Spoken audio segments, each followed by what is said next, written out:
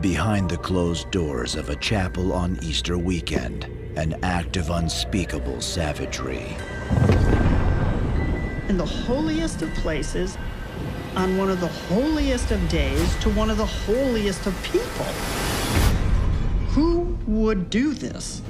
Leaves a peaceful religious community in the grip of terror. To kill a nun, it is an initiation into the dark side.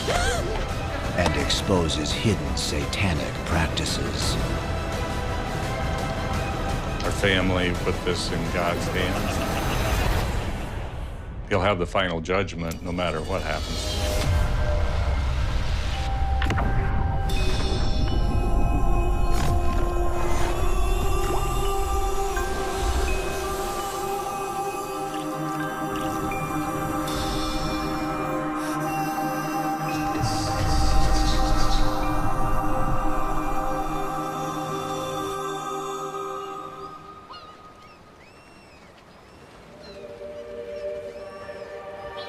Built along the western shores of Lake Erie, Toledo, Ohio is the home of a thriving Catholic community, thanks in no small part to the work of the Sisters of Mercy.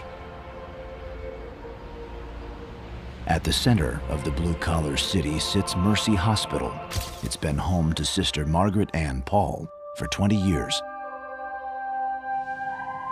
At age 71, she takes great pride in her work at Mercy Hospital, and her dedication doesn't go unnoticed. She was quiet. She knew her job, and she probably knew other people's jobs too. She was a nice woman. She reminded me of my mother. She always wanted to help people, even from a young age. And she knew from a young age that she wanted to be a nun. She just loved serving people. This is a prayer book that my aunt, Sister Margaret Ann, brought to our home in the fall of 1979. She stopped to see our newborn son and brought him this gift. When my son was old enough, we told him where this book came from and how kind and loving and caring my aunt was. And I certainly wish that my son could have got to know her a little bit, but that wasn't to be. That is the last time that I ever saw Sister Margaret Ann alive.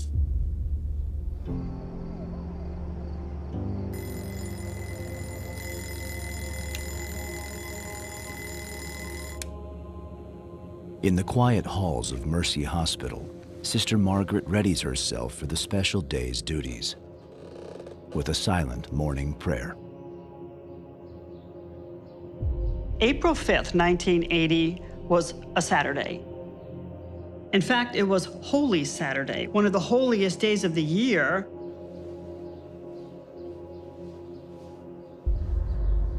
Inside the hospital's chapel, Sister Margaret works in complete silence and devotion as she prepares the altar for the Holy Mass ahead. It was a nun's job to set the chapel up, you know, for every holiday, Easter, Thanksgiving, whatever. They were always there first thing in the morning.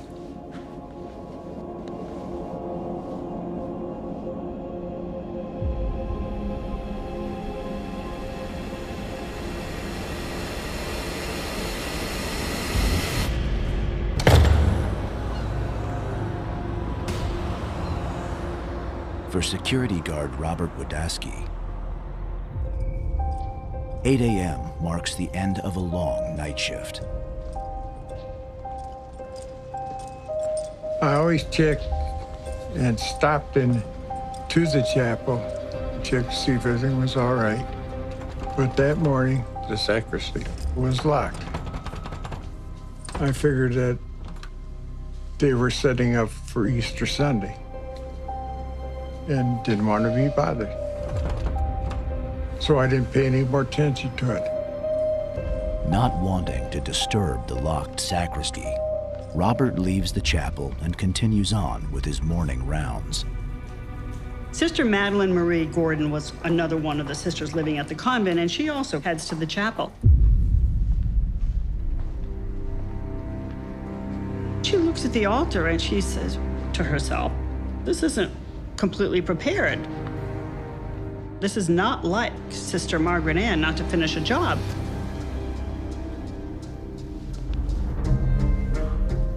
So she takes a key that she has to the sacristy and opens the locked sacristy door. Now, as she opens the door, the room is dimly lit. She sees a figure on the floor. She first thought it was a mannequin for their CPR class, but on closer inspection, she sees it's Sister Margaret Ann, and she doesn't appear to be breathing.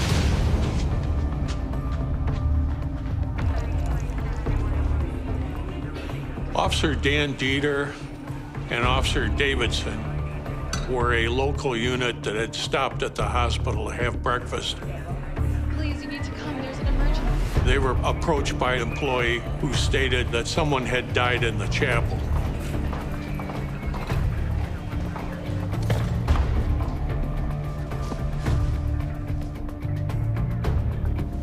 A call is put out for a Mr. Swift.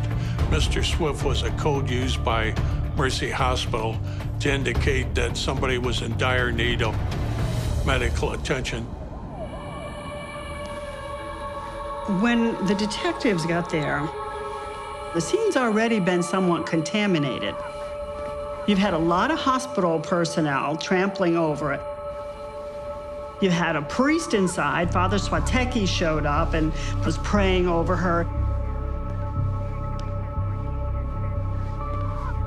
The concerned onlookers prove a challenge to the detectives, who fight to secure the gruesome scene. Sister Margaret Ann is on the floor, lying completely straight with her arms down to her side as though in a coffin. She has 31 stab wounds on her face, neck, and torso. She's got an altar cloth wrapped around her right arm. Her hose and girdle were rolled down to her ankles. It was as though she were left in a humiliating position. In addition, police find an altar cloth covered in Sister Margaret's blood that's riddled with holes. In the holiest of places, on one of the holiest of days, to one of the holiest of people. I mean, what's going on here? Who would do this? And there appears to be a symbol in blood on her forehead, almost as though she had been anointed with her own blood.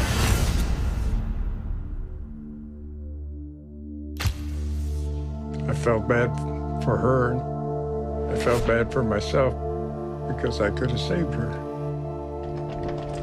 I didn't pull the doors open. I just shook them. Never dawned on me that somebody was getting murdered.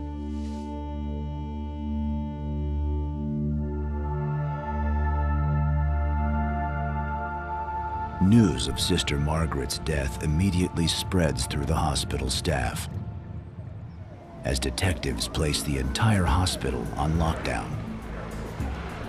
Everybody was scared. They questioned everybody. Everybody was a suspect.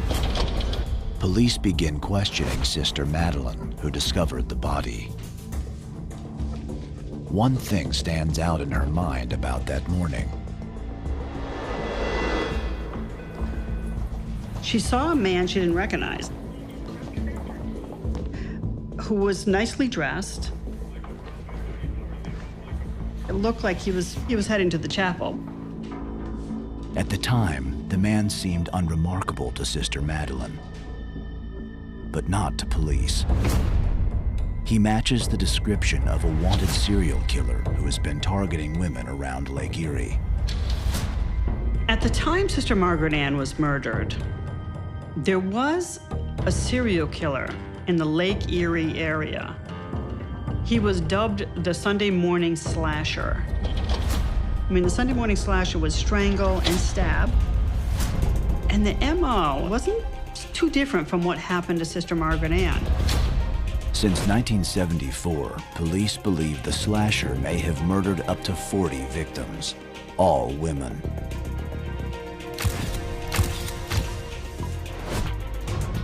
As they weigh up whether this prolific killer has struck again, police get their first big lead.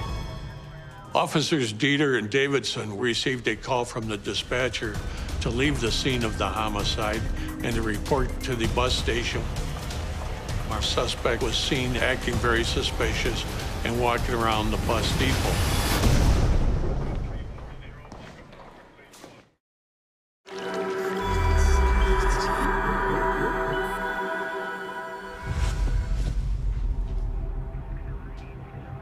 Sister Margaret Ann Pahl has been brutally stabbed to death in the chapel of Toledo's Mercy Hospital.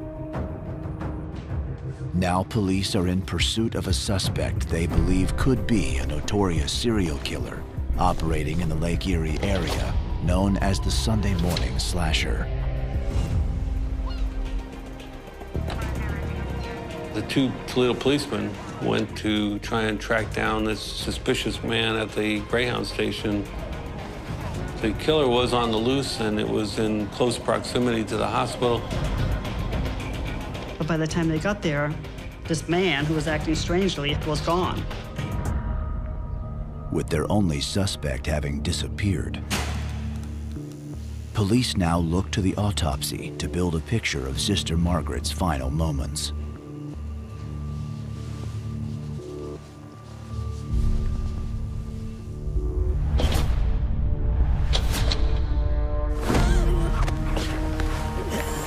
It looked like she had been strangled.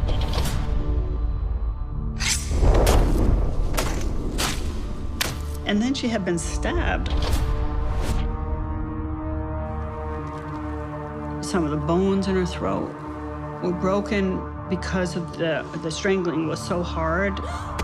Vessels in her eyes popped. The pathology of the crime fits the profile of the Sunday morning slasher. But there's one detail that doesn't fit his MO. The blood marking on Sister Margaret's forehead.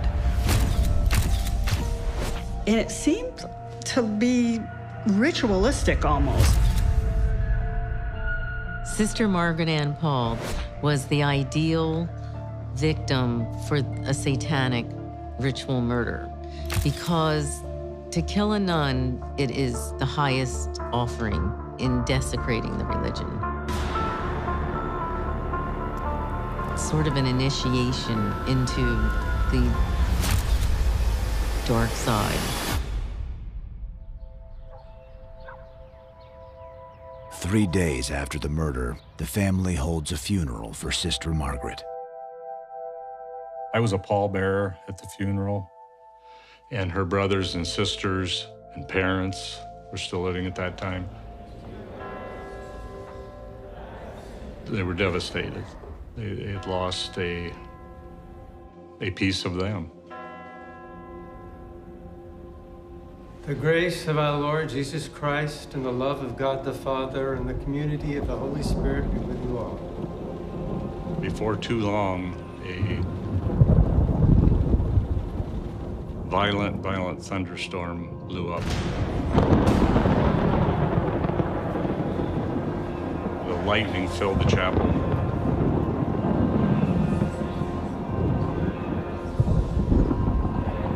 I remember an eerie, just weird, creepy feeling.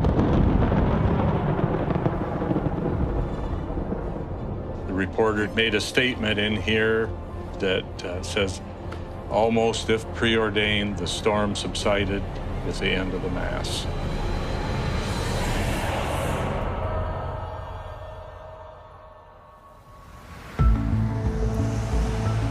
Even as they continue the hunt for the Sunday morning slasher, investigators can't discount the possibility that the murderer is someone closer to home.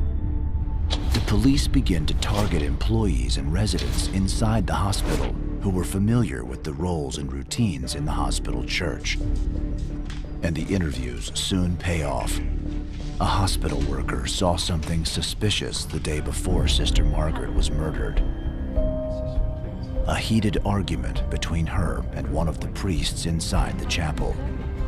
After the Good Friday service, Sister Margaret was angry that the priest had cut the service short by not doing the Good Friday service the way it should have been. The investigation swings toward the two priests in charge of the Mercy Hospital Chapel. Two priests at the hospital that were working there as chaplains were really a study in contrast. Father Jerome Swiatecki was a big, outgoing joker who loved people, and he would even stand outside of the hospital with the ambulance drivers and smoke cigarettes and drink coffee and tell jokes and things like that. He was a heavy-set man. He had hands on him like a gorilla. I mean, he could put a door in his hand and sneak it out of our office. Father Robinson couldn't be more opposite in terms of personality and physique from Father Swiatecki. He's about 5'7" and 150 pounds. He's a quiet, introverted man who's a little bit of a loner.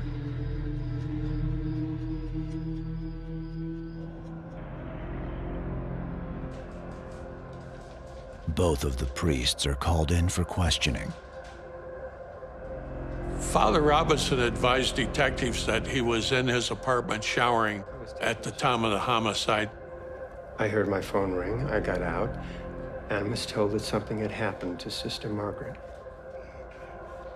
Do you have any idea who could have done this? Yes. In a stunning revelation, Father Robinson tells detectives that the killer paid him a visit in the aftermath of the murder. Someone had entered the confessional after the homicide and had confessed to Father Robinson that he had murdered the nun. Forgive me, Father, for I have sinned.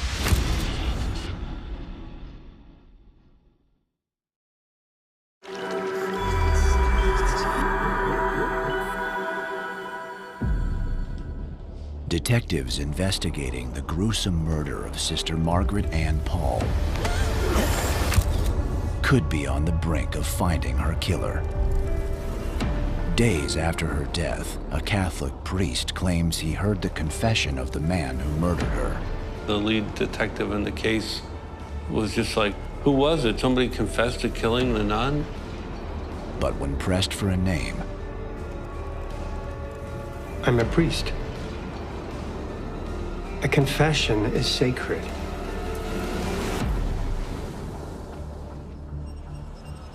Mark's got really mad because he said, you realize, what you're saying? You know who killed the nun and you're not going to cooperate? I can't tell you. I am a priest.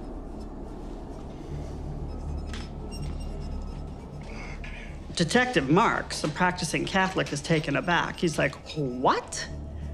First of all, that is a breach of the priest-penitent privilege. You don't ever disclose what someone confesses to you. He could be excommunicated for that. It's like, why is he telling them that? And now that he's already violated the rules, the detectives are like, well, tell us more. Who was this? What exactly was said? I mean, they pepper him with questions and he does not give any more information. Father Robinson refuses to break the sanctity of the confessional by identifying the killer.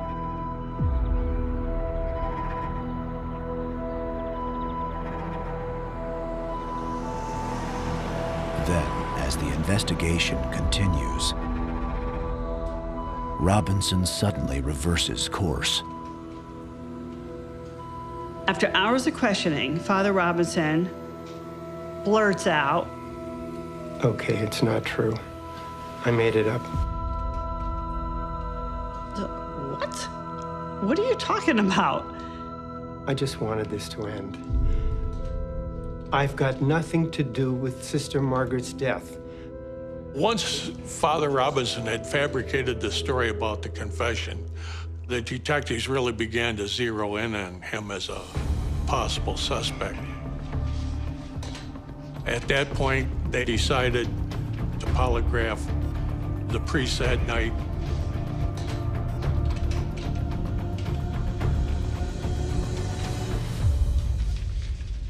The results of the polygraph showed deception. The timid priest nervously offers up an explanation for the suspicious results. I was so upset by Sister Margaret's murder. The doctor gave me something to calm me down. Polygraph measures your response, like nervous responses. Father Robinson says that he took Valium, and that may have colored his reactions. Well, once deception was reflected in the test, they asked to search his apartment. He agreed, and he signed a written waiver of search warrant.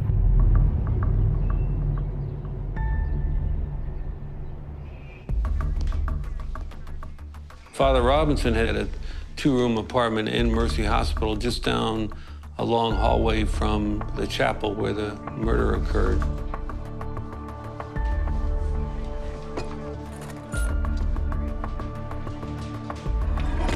During the search, detectives recover a bottle of Valium. It fits Robinson's story and renders the polygraph results invalid. The team also finds a souvenir letter opener, which when checked for Sister Margaret's blood type, comes back clean. Though detectives are unable to rule Father Robinson out entirely, he's not the only man of the cloth under investigation. Father Swatecki was a big, strong man. I mean, he was about 6 feet tall, maybe a little taller, 250 pounds. Certainly had the heft to attack this diminutive nun from behind. And new evidence reveals a darker side to the jovial priest. You've been late for prayers this morning. I know several of the nuns didn't care for Father Swatecki. They just never got along. Father Swatecki used to be an alcoholic, and then come to work at the hospital and straighten himself out. Stop it. Don't do it anymore.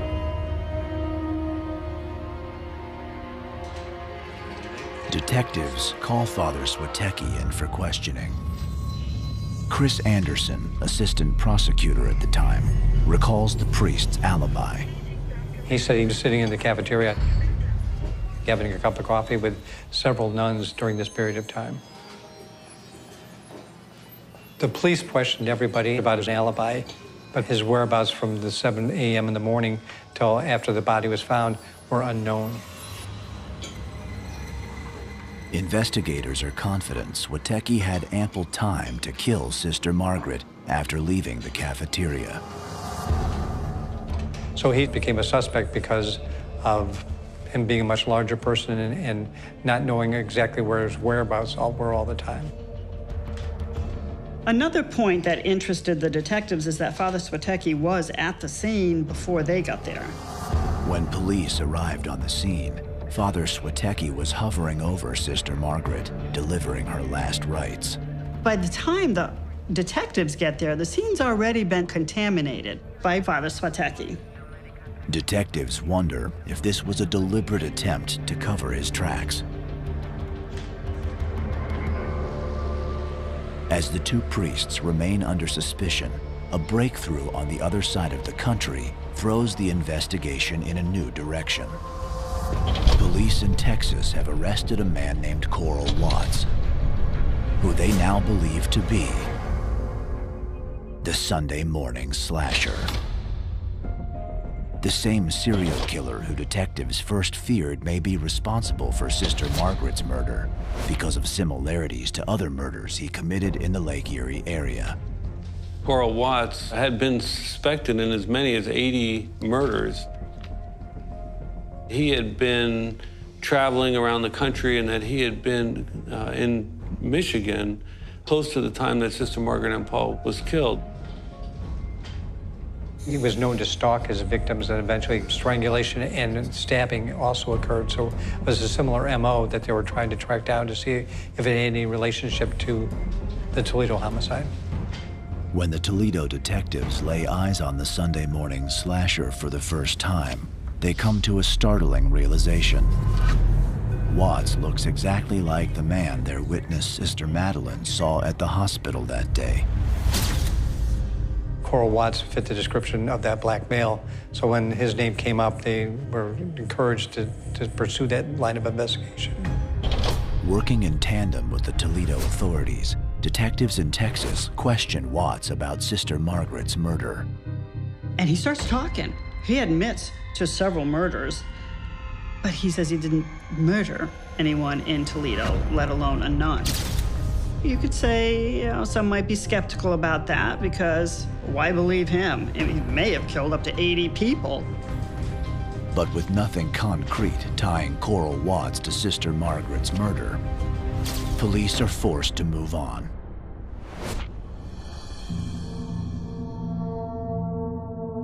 And despite the strong suspicions surrounding Father Switecki, investigators struggle to find any evidence to charge him. New leads dry up and months turn into years as the hunt for Sister Margaret's killer grinds to a halt. The investigation truly does get cold to the point where it's basically at a standstill.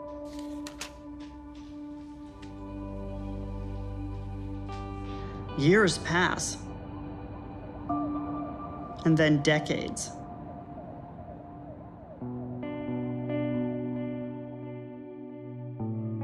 It wasn't forgotten. Our family was very strong religiously and so on, and they put this in God's hands. He'll have the final judgment no matter what happens, whether they find who did it or not. For 20 years, Sister Margaret's family waits for closure. Then in 2003, a local Toledo nun comes forward with shocking allegations that blow the cold case wide open. A nun had repressed memory stories of being abused by several priests as a young girl. She's saying horrific things happened, even like sacrifices, not just of animals, but children. It was kind of hard to wrap your head around it. But the greatest shock comes when she shares the name of the priest who abused her. One of the priests she named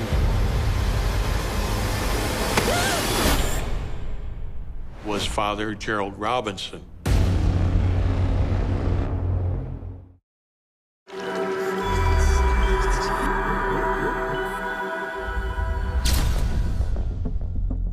Two decades after the murder of Sister Margaret Pahl, a new investigation into abuse inside the Catholic Church involves one of the suspects in her unsolved case. There was a nun that came to present her case that she had been abused as a child by a group of priests. One of the priests that was named in the nun's testimony was Father Gerald Robinson. I recognized the name of Father Robinson, being involved in the Sister Margaret Ann Pahl homicide, so we therefore immediately decided to reopen the case and investigate it. The next phase of our investigation would involve us attempting to locate every witness who was interviewed in 1980 that was still alive or available. After 24 years, the detectives find a number of hospital employees who hadn't been interviewed at the time. We found Grace Jones, who worked in the blood lab at the hospital. She recalls Father Robinson exiting the chapel in somewhat of a hurry. Jones remembers seeing Father Robinson around 7:30 the morning of the murder, but thought nothing of it at the time.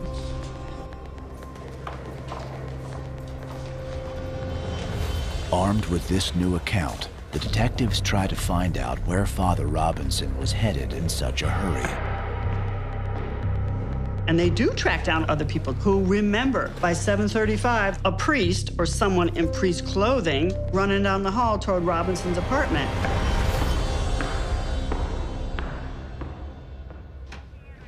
Based on the new witness accounts, detectives get a warrant to search the house where Robinson now lives. During the search, we discovered several pictures of bodies and caskets. This was interesting because Sister Margaret Ann Pahl was posed in the same position as if she were in a coffin.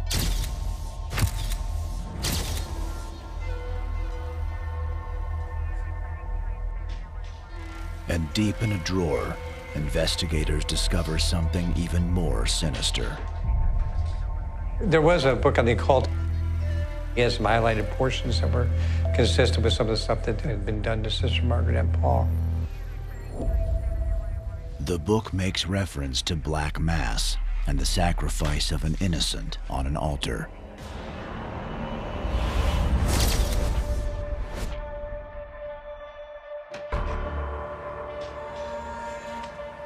We decided to pull the evidence to see what existed. We saw that most of the bags of evidence had never been opened. They were still stapled shut in their original state that they were placed in the property room at the time of the homicide in 1980. Among the evidence, they discover a crucial item that's been overlooked for nearly 2 decades. We found the letter opener. We were simply amazed that it had never been looked at.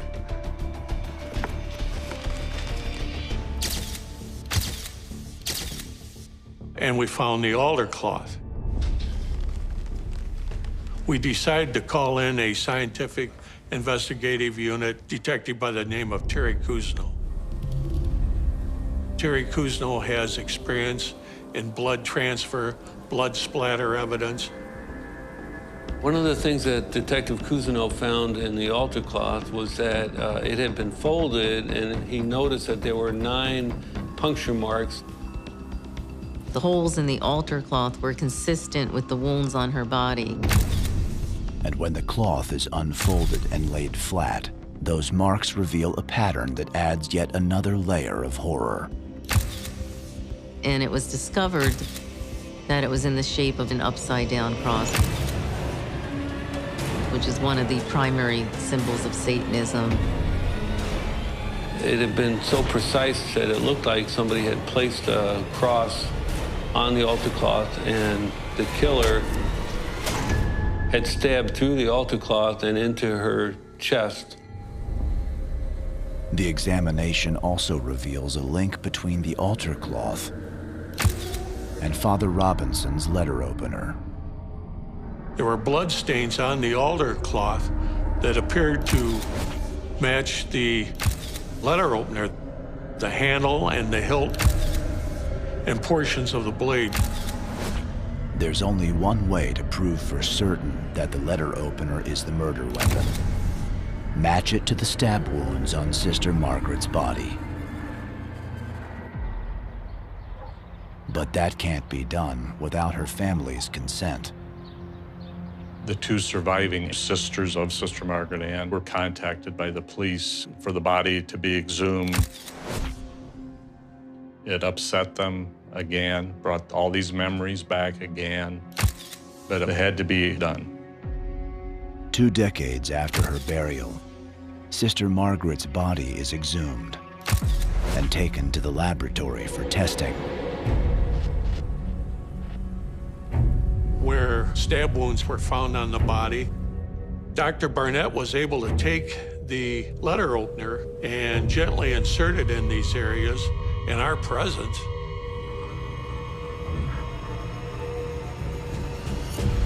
And you could almost hear a click. It was like a key in a lock.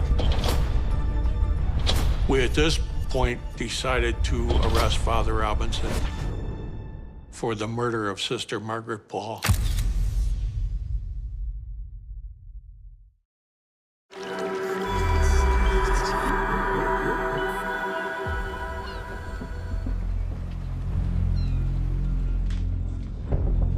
Toledo cold case detectives hunting Sister Margaret's killer have exhumed her body to re-examine her wounds. The macabre examination reveals a perfect match for a letter opener found at the house of one of the prime suspects. Father Gerald Robinson, now 66 years old, and also accused of ritual satanic abuse by another former nun. I interviewed Father Robinson one-on-one in the interview room. He gave little response to questioning. It was a very difficult interview to conduct, and I'll never forget that. Did you have a key to the sacristy? To my knowledge. Sacristy is a priest's changing area. Of course, a priest would have a key to the sacristy. Is that a letter opener the detectives took from your office? It appears to me, yes. Okay. In the interview, he told me he always locked his room, that nobody would have had access to the letter opener. But in the interrogation room, he advised me that he never locked his apartment. Detective Ross grills Father Robinson for 2 hours, but he doesn't give up any more information or confess. If you can't think of anything else, I can't either. It was obvious that there was no more sense to push the interrogation further, so therefore I drew it to a close. After the interview, he sort of whispers at the end.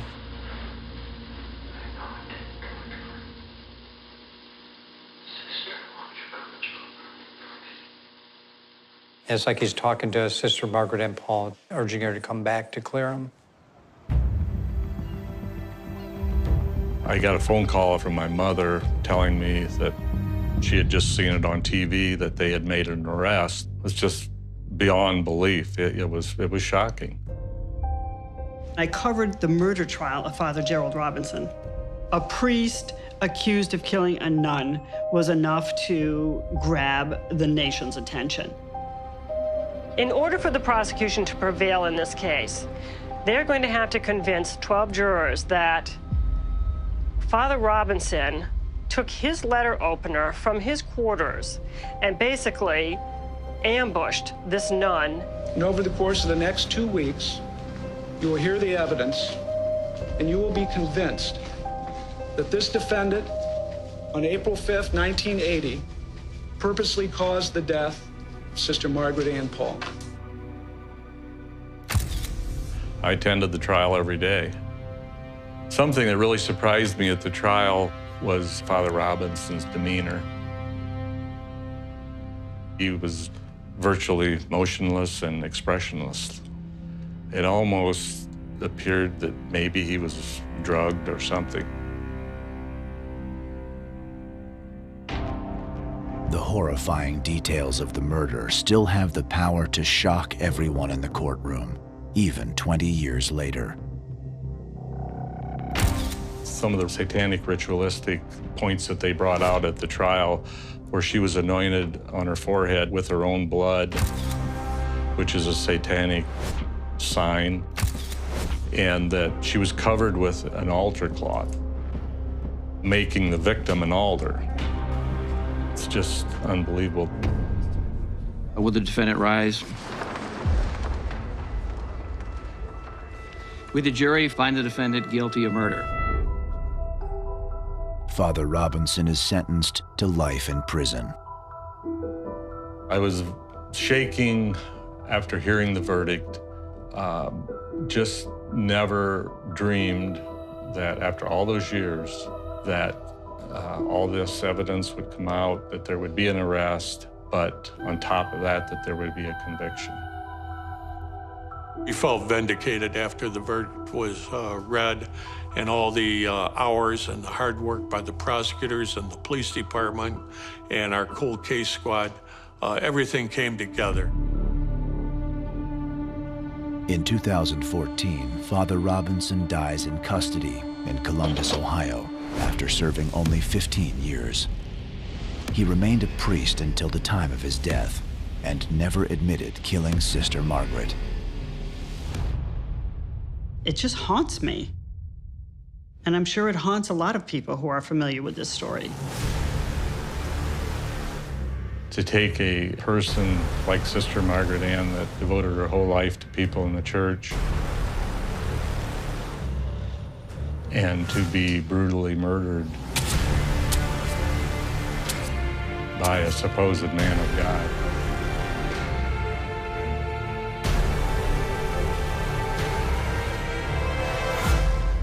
It's just unfathomable. A big lesson throughout this whole case would be that no one is above the law. I think everyone has to be held accountable for what you do, and whether it's on this earth or not, if it's afterwards, everyone's going to be held accountable. Sister Margaret's nephew, Lee, receives a letter soon after the trial from someone she cared for at the hospital. This is a letter that I received right after the trial that really touched my heart. To me, she looked like an angel. I shall never forget her kindness and sweet smile. She is really an angel now, one of God's very special angels. I think it says it all.